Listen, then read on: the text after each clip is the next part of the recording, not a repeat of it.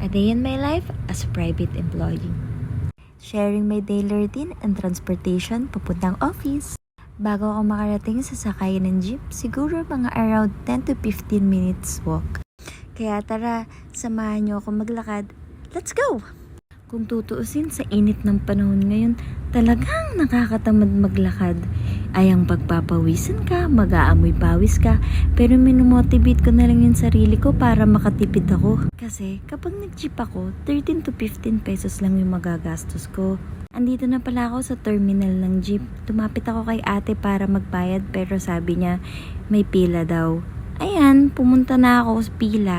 Ang daming nagtitipid. Ay, ang dami na palang tao sa pila. Share ko lang rin, kapag nag-tricycle kasi ako, 60 pesos na, one way pa lang. Andito na ako sa dulo ng pila. And sakto naman, dumating na ang pinakahihintay ng lahat, ang e-jeep. For me, mas okay sumakay dyan kasi pasok sa loob yung hangin, mas presko. Lalo na ngayong summer. And then, magbabayad na ako, 15 pesos ang pamasahe dyan, then yung 13 pesos para sa regular jeep. Lakad na ako, papasok ng jeep. 1, 2, tabi-tabi po, dadaan ng maganda. Joke lang po. Medyo tulala pa ako dyan, hindi nagising yung dugo ko paglalakad. Umupo na si Manong sa driver seat, kaya ready to go. Oh, sabay-sabay na tayo mag-reminisce ng past. Eme!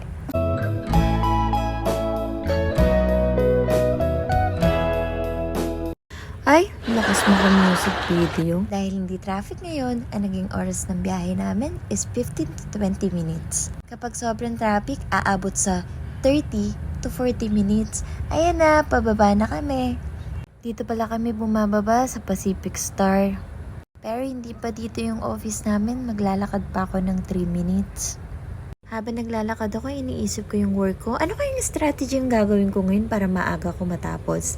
Ay, andito na pala ako sa office. Ayan, pasok na ako. Sakay na ako ng elevator. O paano, work muna ako. Ingat kayo. Bye-bye!